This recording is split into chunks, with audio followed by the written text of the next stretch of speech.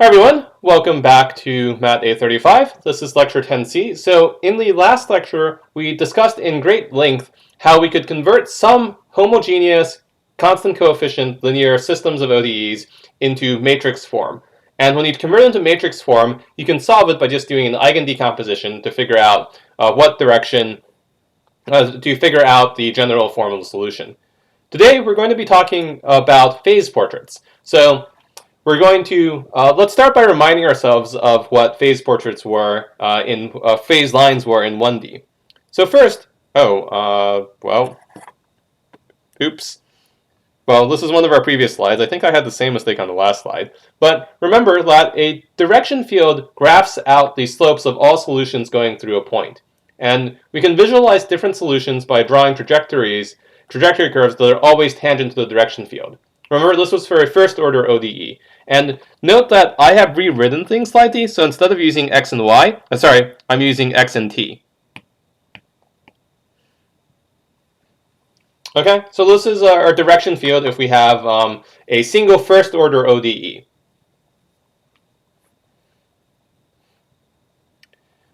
But now, recall that when we had a phase line for a first order ODE, notice that if x dot is equal to f of x, then the slope has no t dependence. So, and we can just draw the x-axis as a phase line. So for example, if we have x dot is equal to x squared minus x minus 6, we can just draw the entire x-axis, as a phase line. So if we want to do that, let's say this is the x-axis. And what we want is we want the direction that the slope goes. And so notice that x dot is equal to 0 is equal to x squared minus x minus 6. So 0 is equal to x minus 3, x plus 2. So that implies that x is equal to minus 2 and 3 are the equilibria, because that equilibria points are the points where x dot is equal to 0. So derivatives are equal to 0. And so if we have a 3 here, and let's say we have a minus 2 here, you'll notice that the lines all point upwards, so the direction field all points upwards above 3. They point downwards between 3 and minus 2, and upwards below minus 2. And it's sometimes helpful to rewrite this horizontally, which is one of the things we did. And so if we rewrite this horizontally, you still have the x-axis, and you have your minus 2 point here, and you have your 3 here. And this was a way of figuring out the stability. Oh, it was a little bit choppy. I'm sorry. So basically, we have these equilibria, and we can draw a phase line where we point the directions of the direction field on each side because we don't have any t dependence. And so this is stuff that we did last time. So this is how we figured out the stability of points on their line, right?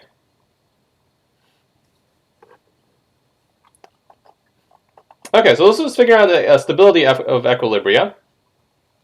But now the next thing we are going to ask is, how do we apply this to systems of two first-order ODEs? So if you have a system of two first-order ODEs, we have, say, x dot is equal to x plus y minus sine of t, and y dot is equal to x squared plus y squared minus log of t. Note that this is not autonomous, and this is also inhomogeneous. But how many dimensions do non-autonomous systems need to draw direction fields? And let me reset the chat. So how many dimensions would you need? So for a single first-order ODE, you needed 2 dimensions to draw a direction field, right? Because that was the entire plane. So that was this thing here. So if you have 2 first-order ODEs, how many dimensions do you need?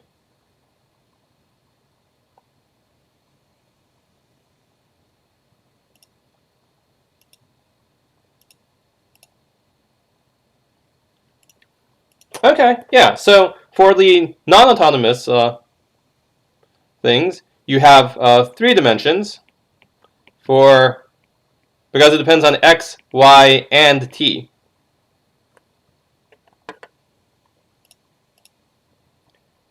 Okay, but now suppose we have an autonomous system. So we don't have any t dependence. How many dimensions do we need? Do autonomous systems need to draw direction fields?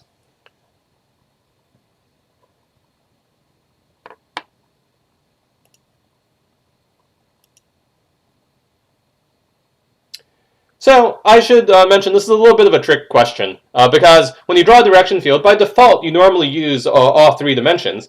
But it turns out that you don't actually need to draw all 3 dimensions because it doesn't actually make a difference for t. And so that was a little bit of a trick question, but the answer here is you can draw something like a phase line that only does use 2 dimensions for just x and y. So you could draw using 3 dimensions, but you really only need 2 of them, since it won't make a difference whether or not you have whether or not you put in the t explicitly.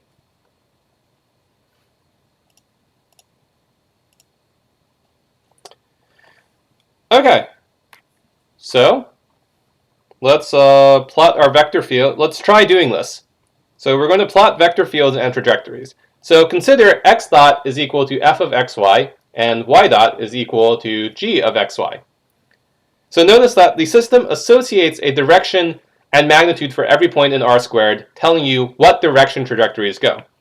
So for example, I could give you a system x dot is equal to y and y dot is equal to minus x. So a very simple system. And what I'm going to do is for each of these, for a bunch of points, x, y, I'm going to decide where x dot goes and where y dot goes. So for example, I might have 0, 1 as a point. So if I draw out this and xy plane, let's say I have 1, 2, 1, 2, and say minus 1, minus 2, minus 1, minus 2. So if I am at the point 0, 1, so the point 0, 1 is going to be right here. So I'm at the point 0, 1, what direction do I go? Well, the answer to this is x dot is equal to y, so that's equal to 1, and y dot is equal to minus x, which is equal to 0. And so it goes 1 in the x direction and 0 in the y direction, and so that gives us this arrow. Similarly, if we then looked at, say, 1, 1, where does that go? Well, that goes 1, minus 1 when you plug it in, and so therefore, from this point here, you go 1 in the x direction and minus 1 in the y direction. So that goes like that. And if you're looking at, say, 1, 0, that goes 0, minus 1. So that means that this point here just goes straight down. And we can keep on going. So let's say something like minus 1, 0. The directions are x dot is equal to 0. So it doesn't go in the x direction at all, but it goes up in the y direction. So that here is minus 1, 0. So that goes up. And it turns out that we can actually plot a bunch of these points, and you end up with something like this. And one thing that's sometimes nice is to have a computer plot these things for you. And so if we go to Wolfram Alpha, which is one of my preferred places to plot these things out. Come on. If you go to Wolfram Alpha and then type in vector field f of xy or g of xy, here that's going to be y minus x. And you do that, it'll actually plot this out for you. So you'll notice that these are all different points along this vector field.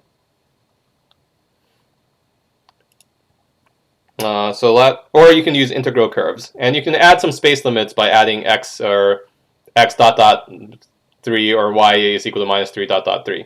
So you can get trajectories as well as integral curves. So this is a vector field, and this is a trajectory. And so if you go back to Wolfram Alpha, you'll notice that when I plotted this vector field, I got this. And this here, it decided to give me the integral curves anyway. And you'll notice that basically all these solutions to this differential equation just circle around in circles around the origin. Is it a circle or a square? So that's the problem with doing this by hand. When you do this by hand, it's not always obvious because you're not plotting every single point.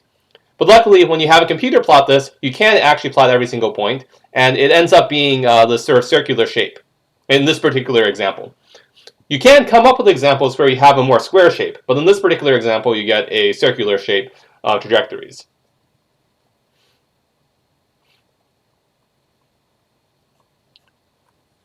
Okay, and so this is useful if you are given a homogeneous. Is the vector field the same as an integral curve? Not quite. So the vector field is all these arrows. So it's all these arrows pointing you in different directions. The integral curve or the trajectory are the actual trajectories that you see going around. So these are the path. These are some representative paths that follow these curves. So if you were to follow these curves around, you would follow them like this. And so that is that picture there.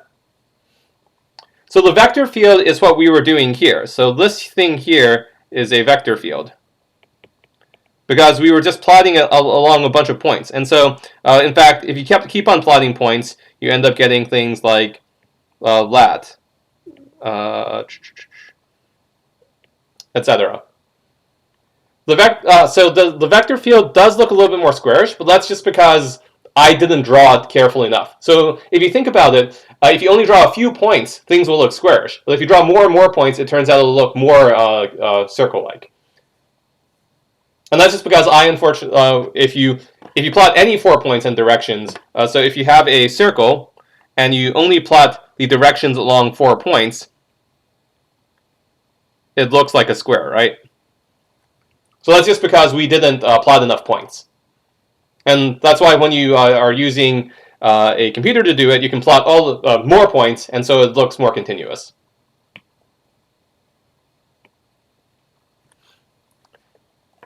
The other thing to do is sometimes it's useful when you're in something like Wolfram Alpha to plot out for particular points. So you might say x is equal to minus 3 dot dot 3, y is equal to minus 3 dot. And that'll give you the x and y bounds for your vector field. Or here, sometimes it's better to just when you're doing it explicitly, sometimes you want to specify the integral curves. And so, actually, I think it wants you to use stream plot. Let's try that. For some reason, lat is not working for me right now. That's a little bit of a ping. Oh, you have to put it in all sorts of quotes. So, okay. So anyway, for the next question, I'm going to ask you to do exactly what I did a moment ago, and try it out. So I have some complicated set of integral. This actually, I just realized this is going to take you much too long to actually plot out, so I'm not going to make you do this. But what you can do is you can plot out these different integral curves by using something like Wolfram Alpha to look to see what it looks like. And so if I have this set of equations here, and I go to Wolfram Alpha, if I plot that out, you end up getting this really complicated set of trajectories. So note that this is really quite complex. You have things that are going out from the origin, you have them going around in circles, things on the outside go in towards this circle.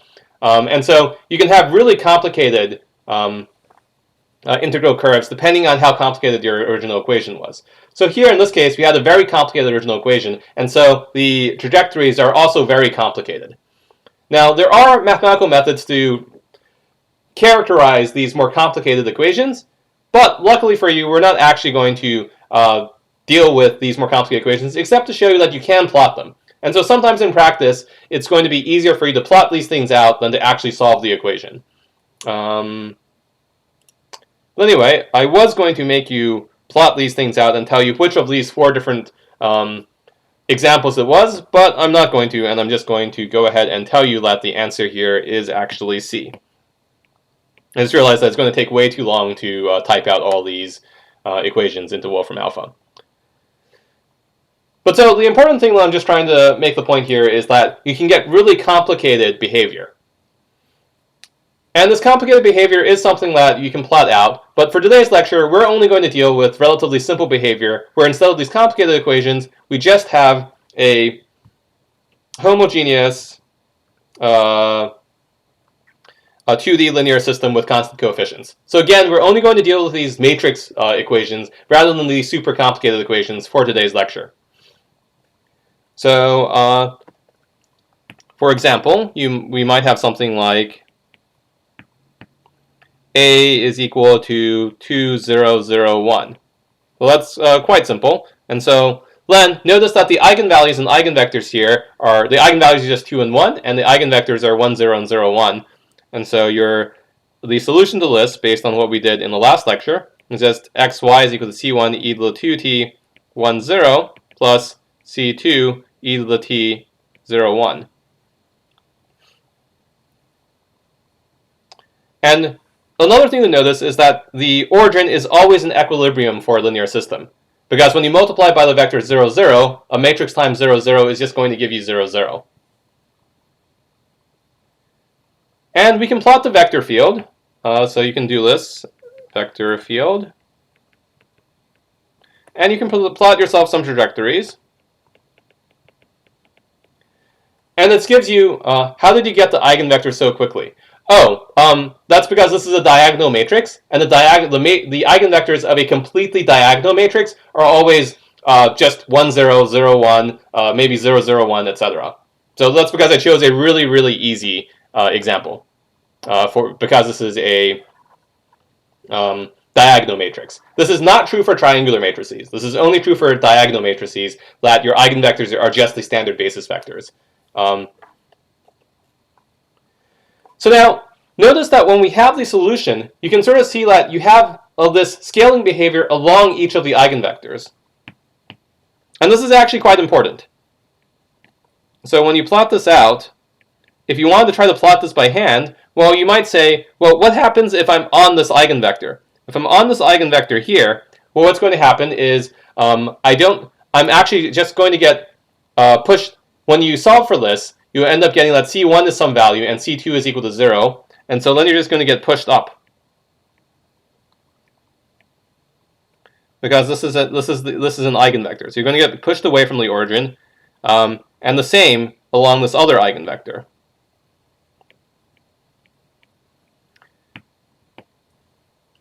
I will explain it many, many, many more times. So let me do it here, and then I'll do it a little bit more clearly in a moment. So the basic idea here is, suppose each of these lines that I'm drawing, so if I draw a line like this is actually a solution. So this is given some initial value. So if I start with some initial value, what are c1 and c2? So if I start here, then you plug in c1. Oh, okay. It's because of the zeros that they go like that, right. So notice that we have these two eigenvectors. One of them is 1, 0, and one of them is 0, 1. And so our eigenvectors are here and here, right? And what we're saying is one of the facts about eigenvectors is you can decompose any point as some combination of the two eigenvectors, right? And so when you have some starting point, if you're on one of your eigenvectors, it turns out that your only the constant related to that eigenvector is going to be non-zero. So for example, if I start at the point, if x of 0 is equal to 1 and y of 0 is equal to 0, so then what will happen is, when you plug that in, you'll find that c1 is equal to 1 and c2 is equal to 0. And so then you're left with the equation, let's see, I am running out of space. c2 is equal to 0, and so then xy is going to be equal to e to the 2t 1, 0. And when that happens, basically what it means is if you start here, you're only going to, as t goes to infinity, as t gets bigger, your trajectory is going to go in this direction. Because it's just going to keep on getting, your x value is just going to keep on getting bigger. Similarly, if you start here, you're going to keep on going in this direction. And so that's going to keep on getting bigger. Or if you start here, your C value is going to be negative, and so it's going to go down and keep on getting bigger. And if you start here, it's going to keep on going in this direction and keep on getting bigger. But now if you start somewhere in between two of them, so if you start somewhere that has both an x-coordinate and the y-coordinate, they're both going to get bigger, but at different rates. So these are a little bit hard to draw out, but the basic idea is they're going to slowly get bigger in one direction and get bigger faster in the other direction because our eigenvalues are different sizes. One of them is 2 and one of them is 1. Okay, that probably doesn't make too much sense, so I'm going to explain it again. So, how do we use the eigendecomposition to figure out the behavior of trajectories? How do we know when they would get bigger? That is a very good question. So, how do we figure out, using the eigendecomposition, the general solution?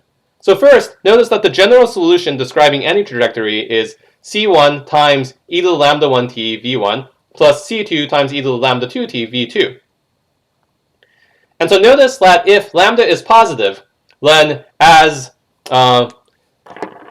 lambda 1 is positive here, then as t goes to infinity, this thing gets really big, right? Goes to infinity.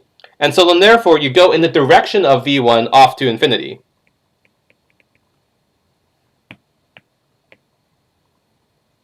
And if it's negative, then it goes, so if it's negative, then it goes to 0.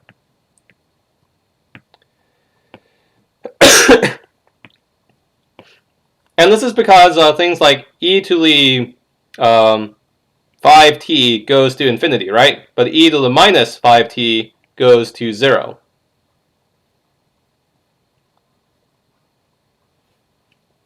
And so let's do this a little bit more explicitly.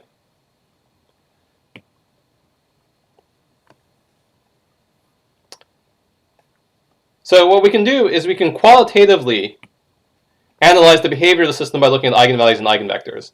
So consider f of t is equal to c e to the lambda t. If lambda is greater than 0, you get exponential growth away from 0. If lambda is less than 0, we get exponential decay to 0.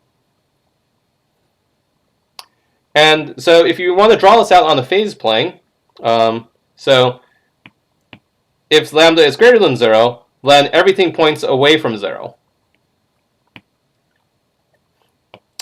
If lambda is equal to 0, well, then nothing happens, right? So then you just stay in place. If lambda is less than 0, then everything goes towards 0. So e to the 0t is just equal to 1, right? So then you just have a constant function, and so then you just stay at 0 but don't move. Oh, so I'm just drawing out the phase planes for these two lines. So this is if lambda is greater than 0, you will be pushed away from 0. And if lambda is less than 0, you go towards 0. Yep. And so notice that this is true for both of these. So here, one of these equations might be this one here, and one of these here. So here, v1 is the blue line, and say v2 is the axis along the green line. So then what you have is, if you have some phase portrait, and then you have this blue line, which corresponds to v1, and you have this green line, which corresponds to v2, what's going to happen is along v2, you're going to go inward. And along v1, you're going to go outward. And so it turns out that this completely controls the trajectories around the origin. And so you're going to sort of follow along these sorts of lines.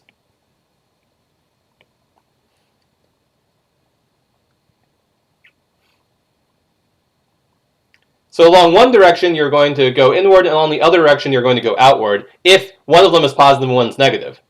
If they're both positive, then you're going to go outward along both directions. And if they're both negative, you're going to go inward along both directions. Though, depending on how big the eigenvalue is, that you're going to go in that direction a little bit faster. I'm not going to worry too much about which one of your eigenvalues is faster. I'm going to draw them because that's useful, but basically, all we care about is the sign, because that determines which one goes in faster because that determines whether you're going in or out.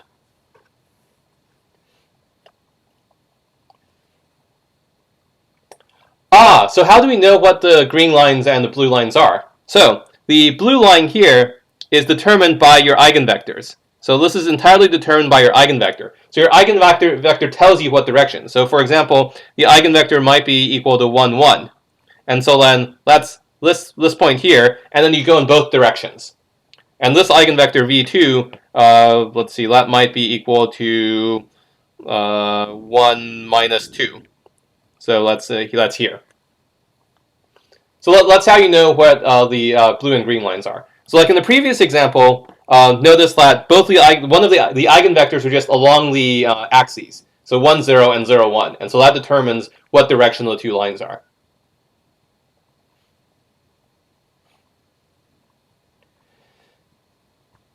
Okay, so let's recap. So if eigenvalues are positive, or if they have a positive real value if they're complex, then trajectories go away from the origin. So let me give an example here. Let's say lambda is equal to 2 and 5. Well, if that's the case, we know that z is equal to c1 e to the 2t v1 plus c2 e to the 5t v2. So as t goes to infinity, both get bigger.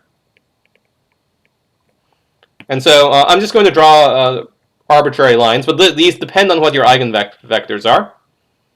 And so let's say this is v2, and let's say this is v1. Well, we're going to go away from them in both directions. But you might ask, which direction goes away faster? Well, this v2 direction goes away faster, so if it has any piece along v2, then it's going to tend to go away faster along v2, and so if you're only, and so you end up getting this behavior. Because once you're a little bit along in the v2 direction, then you go away really fast along the v2 direction. If eigenvalues are negative or have negative real value, yes, because 5 is greater than 2. Because the absolute value of 5 is greater than the absolute value of 2. If eigenvalues are negative, you do the opposite. So example, lambda is equal to minus 2 minus 5.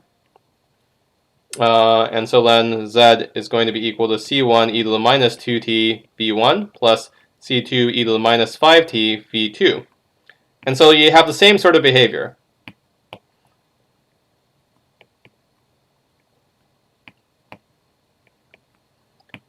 Except, of course, it's exactly the opposite. So everything goes inward instead.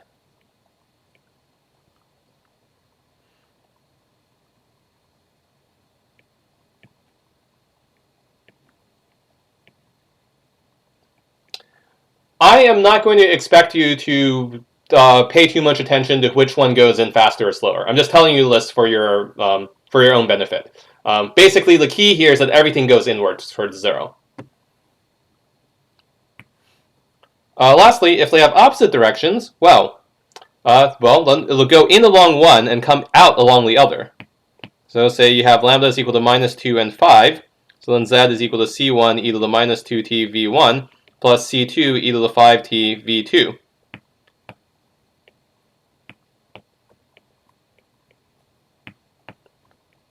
Well, then what you know is that along one of the eigenvectors, it's going to go inward. So along v1, it's going to go inward.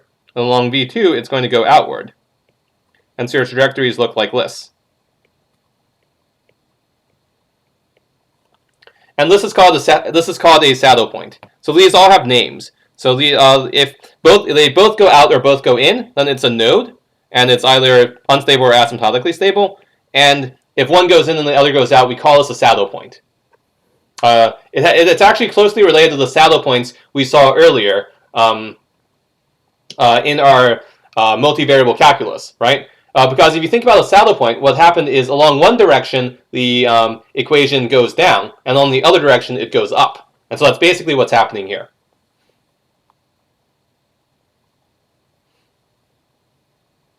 Okay.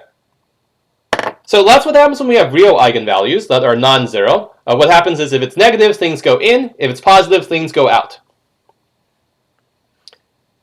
So now, remember, we spent some time talking about complex eigenvalues and how they correspond to rotations. So first, recall that they come in pairs. Oh, this is a little small for some reason. But solutions look like c1 v1 e to the at cosine bt plus c2 v2 e to the AT sine BT. And note that we have several different important parts here. The sine determines, of the real part A, determines if the trajectories go inward or outward, because you have this e to the AT. So this here is your stability. And then we also have a rotation. So the imaginary component means that the terms have a rotational component.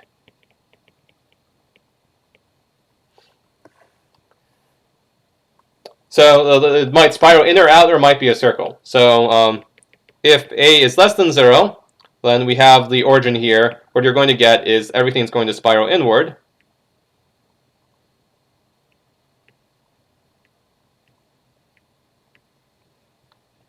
And this is going to be called an asymptotically stable spiral. If A is equal to 0, well, if A is equal to 0, you're just going to have sines and cosines. And so things aren't going to go inward, but you still have this rotational behavior. And so then you might have something like this. You might have this is going to be called stable. Note that this is the only thing we're going to call stable, not asymptotically stable or unstable. This is going to be a stable center. And if A is greater than 0, then everything's going to go outward in the spiral. So this is an unstable spiral since everything goes outward. Okay, so basically, if you have any imaginary part, it's going to cause you to have some kind of rotation. The real part determines whether you go in or out, and if it's equal to 0, well, then you don't go in or out. You just go around in circles forever. But if it's less than 0, then you go spiral inward, and if it's greater than 0, then you spiral outward. So sometimes there are special cases. So remember, sometimes there's only one eigenvector. And then you have an improper node that's really hard to draw, but the sign still determines the stability. So this here is A is equal to -1 to 0, -1. What if one part is going in and one part is going out? Oh, that can never happen with a spiral in 2 dimensions. Because notice that when you have complex eigenvalues, they all come in A plus or minus BI. And so the real part is always both positive or both negative. But yeah, that's a very good question, Sam. So I'm just going to mention that there are some degenerate special cases. If you only have one eigenvector, then you have an improper node that's hard to draw, but the eigenvalue, the sign still determines whether it's stable or unstable. So if your sign is negative, then you still go inward. If the sign is positive, you still go outward. And if you have 2 eigenvectors, then you have a proper node, which looks like a star. So in that case, everything goes in at the same speed. Or out at the same speed. Oh, out, not in.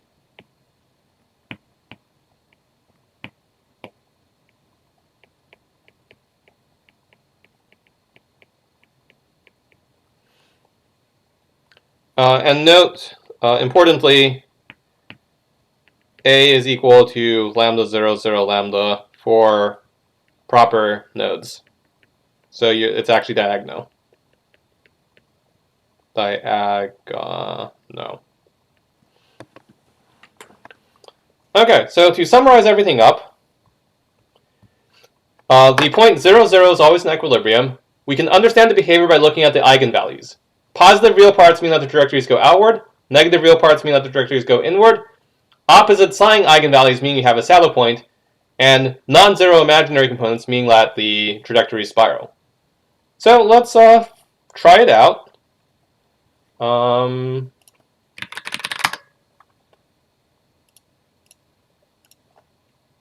So my first question is this asymptotically stable, stable, or unstable?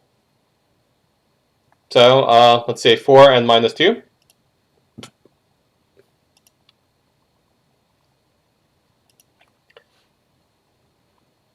Yeah, exactly. So saddle points are unstable because they have a positive eigenvalue. Okay, let's try another one.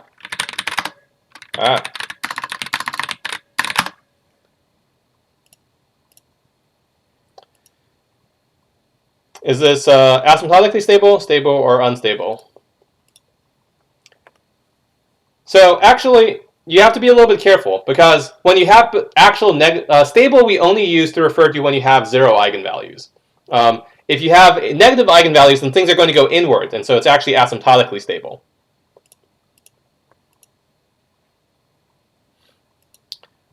Okay, let's try another one.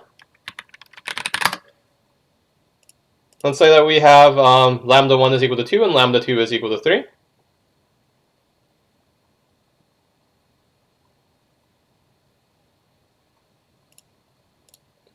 So note that we have two positive eigenvalues. Positive eigenvalues make everything go away from the origin, and so therefore this is unstable.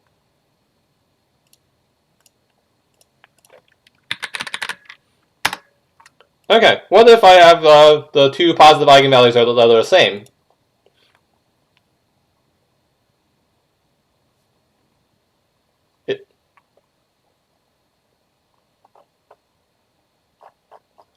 So unstable means that you're just asymptotically stable means that everything goes in towards the origin. Unstable means that at least some things go outward. And so if you have positive eigenvalue, any positive eigenvalue, things are going to go outward and you're going to be unstable. Because things are going to go away from the origin. Think about sitting at the top of a hill. No matter what direction you go, you're going to go away from it. Okay, yeah, so this answer here was indeed C. So this is unstable. Okay, let's try one a little bit more complicated. So 3 plus or minus 2i.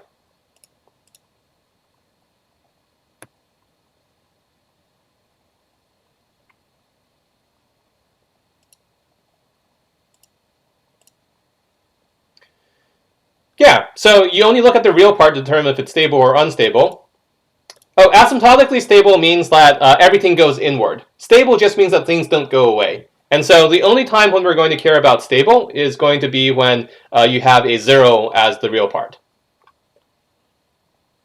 So strictly speaking, something that's asymptotically stable is also stable. Let's see. So yeah, so this is unstable because you have a positive real part. What about this one? So what happens if your real part is negative?